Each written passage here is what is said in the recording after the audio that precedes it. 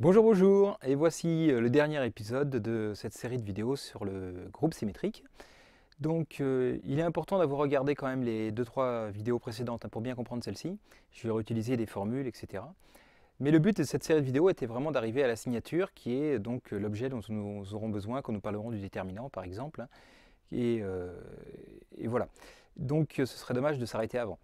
Alors qu'est-ce que c'est que la signature? Alors, pour pouvoir définir la signature, j'ai besoin d'abord de parler d'inversion. Alors, une inversion dans une série de nombres comme celle-ci, qu'est-ce que c'est? C'est simplement des nombres qui sont inversés, qui ne sont pas à la bonne place. Autrement dit, par exemple, hop, 5 et 3, voilà, je viens de créer une inversion. Mais attention, ce n'est pas une transposition. Une transposition, on va dire, mais si, c'est exactement ça une transposition. Oui, une transposition, c'est quand j'échange deux valeurs dans une liste de nombres. Mais là, je n'obtiens pas seulement une inversion. Là, dans cette liste, j'obtiens trois inversions, qui sont effectivement 5 et 3, mais également 4 et 3 et 5 et 4. Donc les inversions, vous voyez, c'est dans la liste de nombres, des nombres qui sont inversés l'un par rapport à l'autre.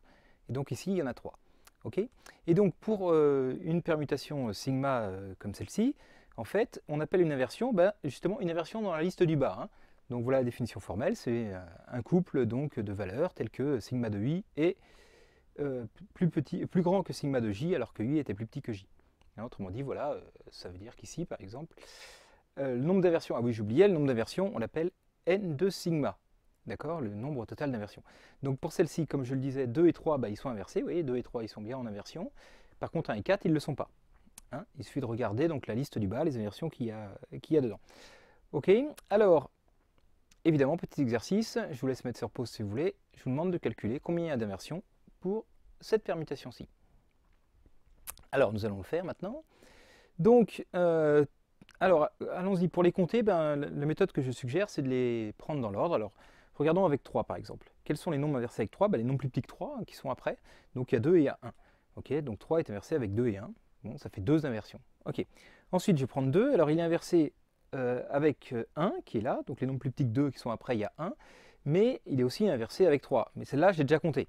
Donc, je vais dire 2 est inversé avec 1. Mais l'inversion entre 3 et 2, je ne vais pas la compter deux fois. Parce que sinon, voilà. Donc voilà, ça m'en fait 3.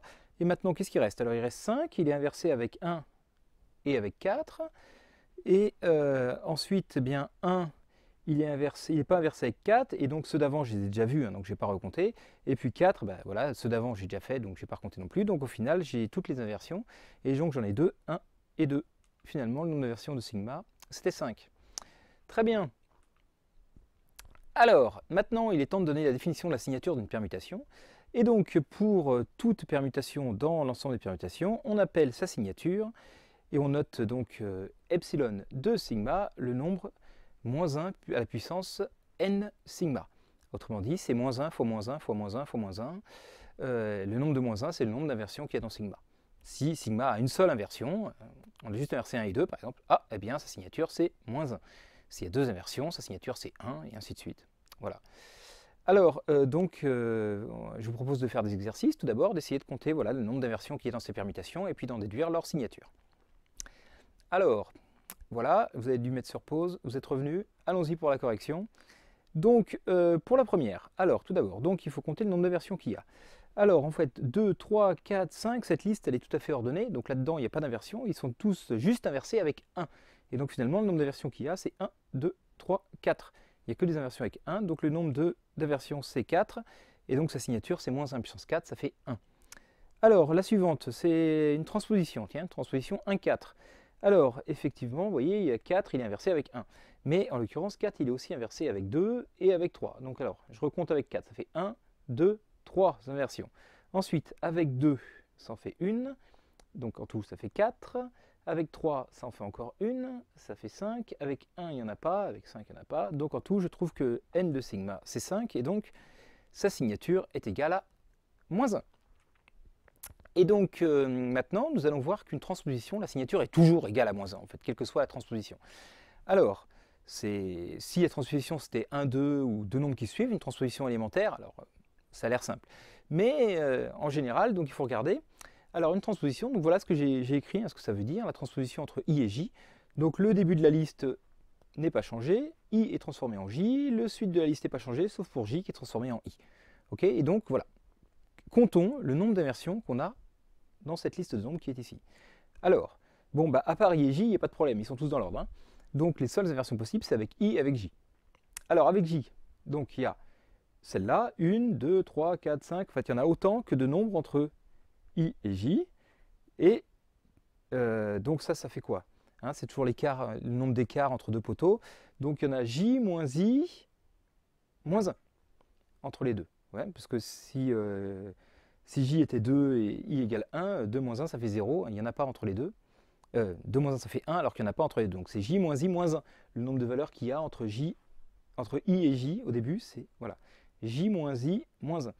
Donc avec J, j'en ai J moins I moins 1, mais il y a aussi J. Donc en fait j'ai J moins I inversion avec le J qui est là. Tous les nombres jusqu'à I sont inversion. Pour I, alors il y a tous les nombres qui sont avant. Je ne vais pas compter J parce que j'ai déjà compté l'inversion IJ. Vous voyez, donc il y en a J moins I avec J, et il y en a J moins I moins 1, donc juste ceux qui sont entre les deux, avec I. Et donc finalement, j'obtiens J moins I plus J moins I moins 1, ça fait 2 fois J moins I moins 1. Et donc, là maintenant, il est facile de calculer moins 1 à la puissance ça fait donc moins 1 puissance 2J moins I, bah, comme moins 1 au carré, ça fait 1, ça fait 1. Il reste donc moins 1 puissance moins 1, et donc c'est égal à moins 1. Et comme annoncé, la signature d'une transposition donc, est toujours égale à moins 1. Bon, bah déjà, ça c'est vu, on n'a plus besoin d'y revenir. Ok, alors deuxième définition, parce qu'une signature, en fait, il y a plusieurs façons de la définir. Hein, suivant les manuels, suivant les sites, c'est pas toujours la même. Moi j'ai commencé avec moins 1 puissance de nombre d'inversions, mais on aurait pu commencer par celle-ci ou par une autre. Et ce qui est important, c'est de montrer qu'elles sont toutes équivalentes. Alors, donc, comme on l'a vu dans la dernière vidéo, n'importe quelle permutation peut s'écrire en produit de transposition. Attention, il n'y a pas unicité du tout. D'accord? Il peut y avoir plein de produits de transposition qui donnent la même chose. Puisqu'on a vu par exemple qu'on pouvait aussi décomposer en produits de transposition élémentaires, donc qui ne sont pas forcément les mêmes que les transpositions du début. Hein. Donc il y a plein de façons d'écrire sigma égale T1, T2, Tm. Et ce que je prétends, c'est que quelle que soit la façon de l'écrire, eh ben, sa signature c'est moins 1 puissance m. Attention, le m hein, qui est là, le moins 1 puissance m, c'est le nombre de permutations qui est là. Et donc vous allez me dire, mais m il n'est pas fixe. Pour sigma, il y a plein de m possibles. Oui, et ben, ce que je vais prouver, entre autres, quand j'aurai prouvé cette formule, c'est que bah, le m, il ne dépend, et il est toujours de la même parité. Vous voyez? Eh bien, dans certains manuels, rien que pour démontrer ça, il y a presque une page de démonstration. Et là, avec ce que nous avons vu avant, et si on le prend correctement, je pense qu'on va y arriver assez rapidement. Néanmoins, ça restera la preuve la plus technique quand même de toute cette série de vidéos, donc on va accrocher les ceintures, on va essayer de faire ça tranquillement. Donc voilà le théorème, hein. Si j'écris sigma en produit de transposition, alors sa signature, c'est moins 1 puissance ce nombre de transpositions. Alors, essayons de prouver ça. Donc la première étape pour la preuve de ça, eh bien, c'est de se rappeler, comme on l'a vu, hein, c'était la formule du palindrome de la vidéo d'avant, hein, vous vous rappelez, que toute transposition, c'était un produit d'un nombre impair de transpositions élémentaires. Je vous rappelle, pour échanger I et J, eh ben, j'apportais I de 1 en 1 jusqu'à J, j'échangeais J et J, et je revenais. Et donc il y avait le trajet 2 fois, plus 1, il y avait un nombre impair de transpositions qui permettait d'échanger I et J. Donc voilà, donc ça c'est un résultat de la vidéo précédente. Et donc maintenant, en remplaçant chacun des T1, T2, Tm par un produit de transposition élémentaire, j'obtiens que sigma s'écrit alpha 1, alpha 2, alpha p avec P bien plus grand que M, et les alpha i sont tous des transpositions élémentaires. Mais en plus, ce qu'il faut bien se rendre compte, c'est que comme à chaque fois j'ai remplacé le nombre de transpositions là, pour T1 par un nombre impair, pour T2 par un nombre impair, pour Tm par un nombre impair, P finalement c'est la somme d'un nombre impair, plus un nombre impair, plus un nombre impair, plus un nombre impair, du premier jusqu'au dernier. Donc si M était pair, eh bien une somme paire de nombres impairs, 3 plus 5 plus 7 plus 9, ça fait un nombre pair à la fin. Quand on les prend 2 par 2, les nombres impairs, quand on les ajoute, ça fait un nombre pair. Donc si M était pair, P est pair. Et si M était impair, donc j'ajoute un nombre impair de nombres impairs, à la fin j'obtiens un résultat impair. Donc M et P ont la même parité, même si P est bien plus grand que M, moins 1 puissance P, c'est pareil que moins 1 puissance M. Autrement dit, ce qu'on vient de faire en résumé, on vient de prouver qu'on pouvait supposer que les transpositions ici étaient élémentaires. Si on arrive à le faire pour les transpositions élémentaires, alors c'est vrai, quel que soit le produit de transposition, d'après cette formule-là. Ok? Donc maintenant, et voilà, il faut montrer que la signature de alpha 1, alpha 2, alpha p, c'est moins 1 puissance p. On n'a pas tant avancé que ça, quoique. Alors, pour bien comprendre, nous allons maintenant regarder sur un exemple ce qui se passe. Donc, je prends une permutation, un peu au hasard, et je la multiplie par une transposition élémentaire. Voilà, on va voir deux cas différents. Le premier cas, 4 et 5 n'étaient pas en inversion, donc quand je compose par la transposition 4-5, eh bien ça crée une inversion. Et dans l'autre cas supplémentaire, 3 et 4 étaient en inversion, et donc ça fait disparaître une inversion de composée par la permutation 3-4. Ok, et donc mon but, hein, c'est de réussir à voir qu'est-ce qui se passe au niveau du nombre d'inversions. Combien il y en a en plus là, ou en moins là que là. Alors, donc les inversions avec les nombres autres que 4 et 5, qui existaient ici, elles sont encore là. Ça, de ce côté-là, pas besoin de s'en occuper. Donc il faut regarder les permutations, les inversions avec 4 et 5. Alors, par exemple, 4 ici était inversé avec 6 et avec 8, des nombres qui étaient plus grands que 4, qui étaient situés avant.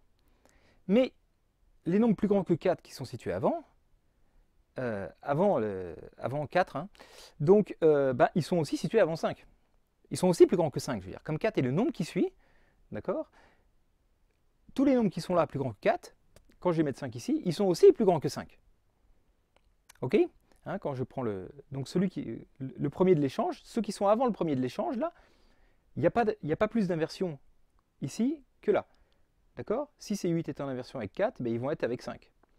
De même, les nombres qui sont de l'autre côté là, ben, s'ils étaient plus petits que 5, ils sont aussi plus petits que 4. Donc il n'y a pas d'inversion supplémentaire qui vont être créées. Hein, quand je vais changer 5 et 4, les permutations là que j'ai avec 5, je les avais déjà comptées ici. Ok? Alors maintenant, il faut regarder c'est ce qui se passe au milieu là, entre 4 et 5. Ben, s'il y avait une inversion entre 4 et 5, c'est des nombres ici, là, que vous voyez par exemple, qui étaient soit pour 4 plus grand que 4, comme 9 et 7, soit plus petit que 5, comme 2. Alors c'est le contraire. Soit plus petit que 4, comme 2, qui est une inversion, soit plus grand que 5, 9 et 7, ici. Mais quand j'inverse 5 et 4, ça change strictement rien. Pourquoi? Parce que 9 et 7 étaient plus grands que 5, mais ils sont aussi plus grands que 4, et 2 qui étaient plus petits que 4 étaient aussi plus petits que 5. Le fait super important qui fait que tout marche bien, c'est que 4 et 5 ils suivent, donc il n'y a rien entre les deux. Il n'y a pas de nombre là entre 4 et 5 qui aurait pu ne pas être en inversion avec 5 et qui serait en inversion avec 4. Il n'y en a pas entre les deux. Hein, c'est vraiment important, c'est de prendre une transposition élémentaire. Entre 4 et 5, il n'y a rien. Donc finalement, tous ceux qui étaient en inversion avec 4 ou avec 5 quand il était là, ils restent en inversion avec l'autre quand on les inverse. Et donc finalement, le nombre d'inversions de tout ça, eh bien c'est le même que celui du début, sauf celle que j'ai créée là. L'inversion entre 4 et 5 qui n'y était pas. Et donc, le nombre d'inversions de 4, 5 fois sigma, c'est le nombre d'inversions de sigma plus 1. Juste celle-là que j'ai ajoutée. Et donc la signature de 4, 5 fois sigma, c'est moins la signature de sigma. De la même façon, ici, eh bien 3 et 4, la seule inversion supplémentaire qui apparaît, enfin qui disparaît en l'occurrence, c'est l'inversion entre 3 et 4 là, qu'il n'y a plus. Et donc le nombre d'inversions de 3, 4 fois sigma, c'est le nombre d'inversions de sigma moins 1 cette fois. D'accord? Et donc la signature de 3, 4 fois sigma, c'est l'opposé de la signature de sigma. Quand on multiplie par une transposition élémentaire, en fait, on ajoute ou on enlève une inversion, suivant quel était l'état des deux éléments qu'on a inversés. Ok? Et donc, c'est ce que j'ai réécrit ici. C'est ça qu'il faut bien comprendre et qui donne le point clé de toute la preuve. Hein. C'est que le nombre d'inversions donc de i fois i plus 1 fois une permutation quelconque sigma, eh bien, c'est le nombre d'inversions de sigma plus 1 ou moins 1. Ok? Mais dans tous les cas, la signature de i plus 1 fois sigma, c'est l'opposé de la signature de sigma. Quand on multiplie par une transposition élémentaire, on change le signe de la signature. Donc si on part de l'identité, signature de l'identité, pas d'inversion, 0, donc moins 1 puissance 0, ça fait 1, signature de l'identité égale 1, très bien. Et je multiplie donc par les transpositions ici, alpha 1, alpha 2, alpha p, et bien j'obtiens donc multiplié par moins 1 à chaque fois, et donc j'obtiens bien moins 1 puissance p. Ok? Et donc voilà, c'est la preuve, et c'était un peu long, mais on y est arrivé. Oui, je suis d'accord. Ouf. Ok, donc maintenant on va pouvoir en tirer des conséquences. Hein. C'est le plaisir d'avoir démontré un théorème un petit peu pénible, c'est que maintenant on peut en avoir des conséquences agréables. La première, c'est que c'est facile maintenant de calculer la signature d'un cas-cycle. Pourquoi? Eh bien parce que nous avions vu une formule qui disait qu'un cas-cycle se décompose comme ceci en produit de k-1 transpositions. Hein, rappelez-vous cette formule, vous voyez, on l'a vu dans la vidéo précédente. Hein. Si on calcule ça, on obtient le cas-cycle. Et donc, il y a k-1 transposition. Donc, ce qu'on vient de voir, hein, c'est que la signature d'un produit de k-1 transposition, c'était moins 1 puissance k-1. Donc, ça prouve ce que nous avons dit sur les cas-cycles.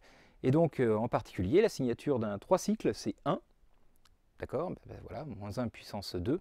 Et la signature d'un 4 cycles, eh bien c'est moins 1. Et ainsi de suite. La signature d'un 5 cycles, c'est 1. La signature d'un 6 cycles, c'est moins 1. Ouais, donc c'est très facile de connaître la signature d'un cycle. OK? Bon, ensuite, la deuxième conséquence, et alors qui est bien aussi utile et voire fondamentale, c'est que l'application donc, qui a n'importe quelle permutation associe sa signature est un morphisme de groupe. Hein, c'est-à-dire c'est compatible avec la multiplication. Si on a sigma fois sigma prime, eh bien la signature du produit, c'est la signature de sigma fois la signature de sigma prime. Donc ça va être très pratique pour calculer les signatures de permutations un peu compliquées. Et donc nous allons maintenant le prouver. Alors, eh bien, il suffit que j'écrive sigma et sigma prime comme produit de transposition, pas forcément élémentaire, n'importe comment, alpha 1, alpha p, bêta 1, bêta q. Eh bien, du coup, le produit alpha 1, alpha 2, alpha p, bêta 1, bêta 2, bêta q, dans cet ordre-là, ça fait bien une décomposition en produit de transposition de sigma, sigma prime. Peut-être ça simplifie, mais c'est pas grave. Ça, c'est une écriture en produit de transposition de sigma, sigma prime. Et je dis, quelle que soit l'écriture en transposition, la signature, c'est moins 1 puissance p plus q, le nombre d'éléments qu'il y a là. Donc la signature de sigma, sigma prime, c'est moins 1 puissance p plus q, mais ça, c'est moins 1 puissance p fois moins 1 puissance q. Oh, surprise, c'est la signature de sigma multipliée par la signature de sigma prime. Et donc, la signature, et c'est aussi pour ça, évidemment pour ça qu'on l'étudie, c'est un morphisme de groupe. Et du coup, eh bien, il va venir très simple de calculer des signatures un peu compliquées comme ça, sans être obligé du tout de regarder le nombre d'inversions. Je vais faire quoi? Je vais décomposer en cycles, comme nous l'avons déjà vu. Donc, regardez pour celle-là, donc je regarde 1, 6, 6, 7, 7, 9, 9, 5, 5, 1. Donc, j'ai un cycle 1, 6, 7, 9, 5. Ok, je regarde ce qui reste à la suite. 2, 8, 8, 3, 3, 2. Boum. 2, 8, 3. Très bien.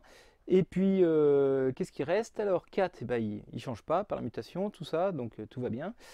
Et donc, il reste 1, 2, 3, 4, 5, 6, 7, 8, 9. Non, j'ai pris tout le monde, il manquait que 4.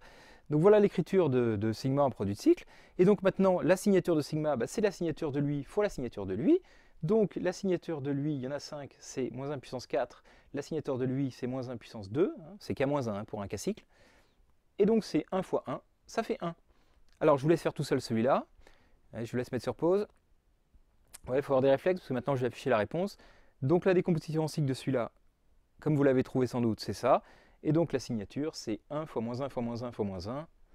Donc voilà, donc moins 1 au carré, 1 fois moins 1 fois moins 1 fois moins 1. Donc finalement, ça fait la signature de celui-là et est égal à moins 1. Très bien. Donc vous voyez, c'est très simple maintenant de calculer la signature de n'importe quelle application, de n'importe quelle permutation. On la décompose en cycles de support disjoint, donc de cycles de longueur K1, K2, Km. Et puis on fait simplement moins 1 puissance K1 moins 1 fois moins 1 puissance K2 moins 1, ainsi de suite, jusqu'à moins 1 puissance Km moins 1, et voilà la signature. Ok, alors c'est pas tout.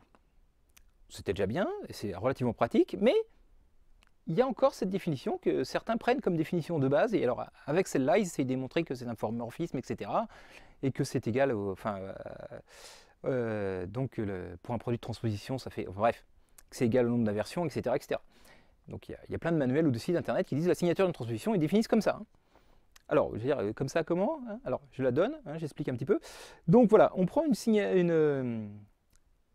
une permutation sigma, on la décompose en produit de cycle disjoint, donc ça, rappelez-vous, hein, c'était dans la vidéo 3, hein, on a vu comment on pouvait écrire n'importe quelle permutation en produit de cycle disjoint comme ça.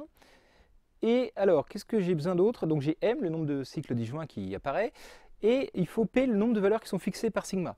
Hein, autrement dit, voilà, les nombres fixes, c'est les valeurs 2 donne 2, 3 donne 3, les points qui ne sont pas changés par sigma, je compte combien il y en a, et si on a P, eh bien la signature c'est moins 1 puissance n, alors n c'est le n de là, hein, c'est le nombre d'éléments qu'il y a au début, P est le nombre de points fixes, et M c'est le nombre de cycles. Et je fais moins 1 puissance n moins P moins M, et j'obtiens la signature de la permutation sigma. Alors avant de prouver ce résultat, regardons sur un exemple. Donc voilà la permutation sigma ici, donc il y a 9 éléments, donc c'est un élément de S9, donc n égale 9. Et essayons de trouver combien il y a de cycles là-dedans. Alors allons-y, donc si je commence par 1, 6, 6, 5, 5, 1, et bien donc voilà, hein, ça fait un cycle. Ensuite 2, il n'est pas changé, très bien, 3, 4, 4, 3, donc voilà un deuxième cycle. Ensuite 7 donne 9, 9 donne 7, ben voilà encore un cycle. Et puis 8, il n'est pas changé. Donc au final, il y a 3 cycles et 2 éléments qui ne sont pas changés.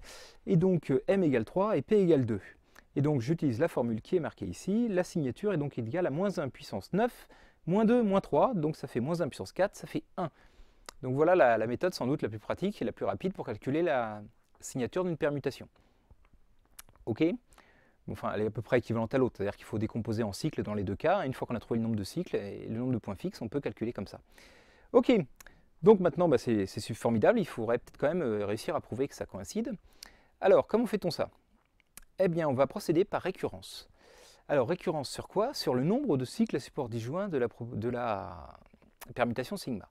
Ok, pour initialiser ma récurrence, je vais supposer qu'm égale 1, c'est-à-dire que sigma est uniquement un k-cycle. D'accord? Alors, qu'est-ce qui se passe? Si sigma est un k-cycle, eh bien, je sais que sa signature, c'est moins 1 puissance k-1. Hein. Pourquoi? Parce que c'est un produit de k-1 transposition, rappelez-vous, et qu'on a vu que c'était un morphisme de groupe, et que pour les transpositions, ça valait moins 1, en remettant tout en bout, moins 1 fois moins 1 fois moins 1, k-1 fois, ça fait moins 1 puissance k-1. Ok. Alors, par ailleurs, donc c'est le support d'un k-cycle, hein, c'est-à-dire les éléments qui sont changés par ce cycle, eh bien, il y en a k, parmi les n en tout, donc ça veut dire que les autres sont fixes. Donc n-p, c'est k. Hein, c'est n moins les nombres fixes, bah, c'est ceux qui sont changés, il y en a k. Très bien, n-p c'est k, et puis m, et le nombre de cycles, il y en a 1. Et donc si je remplace la formule n-p moins m, eh bien j'obtiens k moins 1. La formule donc est vraie au rang 1. Ok, donc maintenant il faut faire le plus délicat dans la récurrence, c'est les réalités. On va poser donc sigma égale gamma 1 avec 2 gamma m. On va supposer que pour les produits de m-1 cycle à support disjoint, la formule est exacte. Et on va essayer de prouver qu'elle est vraie pour sigma. Je vais noter km, la longueur du cycle gamma m. Et p, le nombre de valeurs qui sont fixées par sigma. Très bien. Alors, maintenant il faut récurer. Bien, pour récurer, je vais poser mu, donc j'ai toujours mon sigma égale gamma 1, gamma 2, je vais poser mu égale gamma 1, gamma 2 jusqu'à gamma m moins 1. Donc pour mu, la formule va être vraie. Et je vais essayer de voir comment ça évolue, le nombre de points fixes évolue et comment le nombre de cycles évolue. Alors, donc le nombre de cycles, il y en a un de moins. Ok, il y en a m-1 pour mu, c'est facile. Alors, j'appelle q le nombre de valeurs fixées par mu. Cette fois, alors qu'est-ce qui se passe? Q, en fait, toutes les valeurs fixées par sigma sont fixées par mu, forcément, mais celles qui étaient transformées par gamma m sont maintenant fixes par mu. Autrement dit, les km valeurs, l'ordre de gamma m, les km valeurs qui étaient changées par gamma m ne le sont plus par mu. Et donc, le nombre de points fixes par q, c'est égal au nombre de valeurs fixes par sigma plus km, les valeurs du cycle gamma m. Très bien. Et bien maintenant, on a tout pour prouver la formule, puisque qu'est-ce qu'on sait? On sait que la signature de sigma, c'est la signature de mu fois la signature de gamma m. Hein, puisque sigma est égal à mu fois gamma m, et que la signature est un morphisme de groupe. Hein, on ne va pas reprouver ce qu'on a déjà prouvé. Très bien. La signature de gamma m, on la connaît, c'est moins 1 puissance km moins 1. Jusque-là, tout va bien. Et la signature de mu, eh ben, je la connais par hypothèse de récurrence. Donc c'est moins 1 puissance n, moins q, le nombre de valeurs fixes par mu, moins m-1, le nombre de cycles de mu. Eh bien, on met tout dans l'ordre, et voilà, qu'est-ce qu'on obtient? Donc la signature de sigma ici, donc ça fait la signature de mu, donc n-q moins m-1, donc j'ai fait moins m plus 1, fois moins 1 puissance km moins 1, la signature de gamma m, le moins 1 et le plus 1, ça s'élimine, et puis donc ça fait n moins q moins m plus km, mais regardons, moins q plus km, ça veut dire que je passe le q de l'autre côté, hop, et le p de l'autre côté, ça fait moins p. Hein. Donc n moins q moins m plus qm, ça fait n moins p moins m, hein, parce que moins q plus km, ça fait moins p.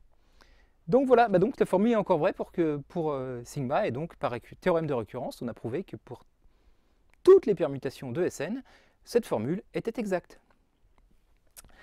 Maintenant, je voudrais vous expliquer pourquoi la signature est aussi un morphisme si important. C'est parce qu'en fait, il n'y en a pas d'autre. On pourrait croire, hein, si on prenait un autre morphisme essayons de trouver n'importe quel morphisme qui va des permutations dans moins 1, 1. A priori quelconque. Voilà. Bon alors, je vais vous démontrer que c'est forcément la signature, hein, ou la fonction constante, parce qu'il y a forcément le morphisme qui vaut tout le temps 1.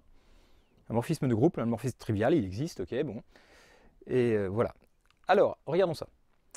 Donc on va utiliser ce super théorème que nous avons vu dans la vidéo précédente, hein, sur les générateurs de SN, et qui nous disait qu'en fait on pouvait générer SN avec 2 générateurs seulement, qui étaient tau, celui-là, là, la permutation 1-2, et gamma, le cycle 1-2-n. Et avec ces deux-là, vous rappelez-vous, on pouvait écrire n'importe quelle permutation comme un produit de ces deux-là. Ok?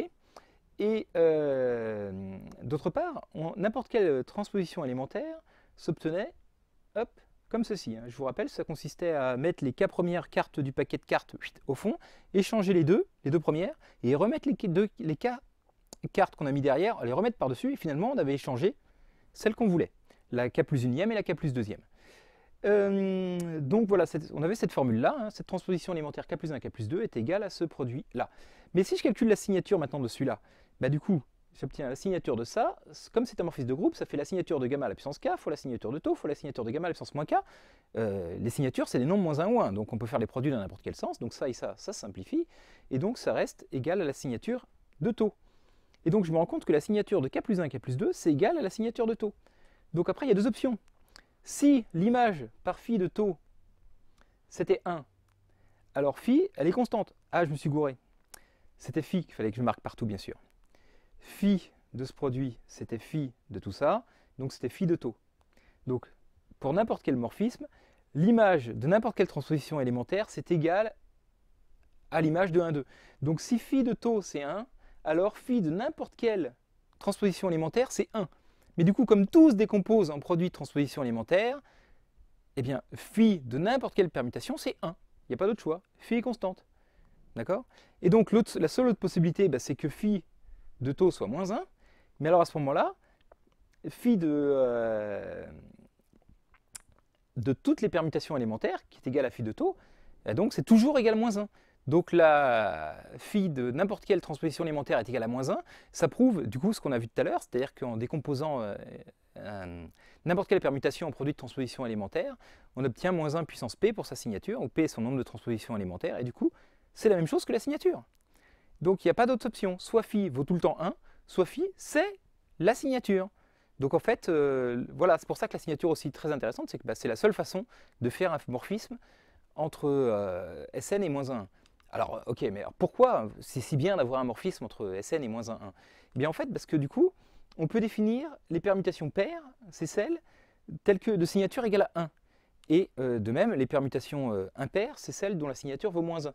Alors, pourquoi paire et impair? Bah, parce que, comme la signature est un morphisme, eh bien, le produit de deux permutations paires reste pair. Le produit d'une paire par une impaire, ça fait une impaire. Et le produit de deux impairs, ça fait une paire. Vous voyez, donc c'est tout à fait analogue au comportement qu'on est habitué avec les nombres pairs et les nombres impairs. Une autre façon de le dire, c'est que si je décompose ma permutation sigma en produit de transposition, si j'ai un nombre pair de transposition, c'est une permutation paire. Si j'ai un nombre impair de transposition, c'est une permutation impaire. Et donc, obtenir comme ça, vous voyez, une propriété qui est stable par multiplication, bah, c'est en fait la même chose que de définir un morphisme entre Sn et moins 1. Et donc, c'est la seule façon de le faire, en fait. La seule façon de définir les permutations paires et impaires, c'est comme ça. Ok? Alors, l'ensemble des permutations paires, ça c'est un sous-groupe de Sn qui s'appelle le groupe alterné. Alors, mais pourquoi est-ce un sous-groupe? Eh bien, c'est un sous-groupe, pourquoi? Parce que simplement, c'est le noyau du morphisme donc de signature. Et comme vous le savez, le noyau d'un morphisme de groupe est toujours un sous-groupe, même un sous-groupe distingué. En fait, ce groupe AN pourrait faire l'objet d'une vidéo, ou voire de plusieurs à lui tout seul. C'est un groupe qui a des propriétés extrêmement importantes. Par exemple, pour démontrer que les équations de degré 5, polynomiales de degré 5, n'ont pas toujours des solutions résolubles par radicaux, eh bien, il suffit de montrer que le groupe A5 n'est pas résoluble, dans un sens que je ne vais pas expliquer maintenant. Il y a encore plein de choses qui mériteraient de faire l'objet de beaucoup de cours, mais là, je dépasse même le niveau de l'agrégation de maths, donc je ne vais pas le faire tout de suite. Le but de cette vidéo était quand même en priorité de servir à mes étudiants. En tout cas, je vous remercie d'être arrivé jusque-là, et puis j'espère que ça vous aura donné envie d'en savoir plus sur les permutations. Et puis je vous remercie encore de m'avoir suivi, et à bientôt.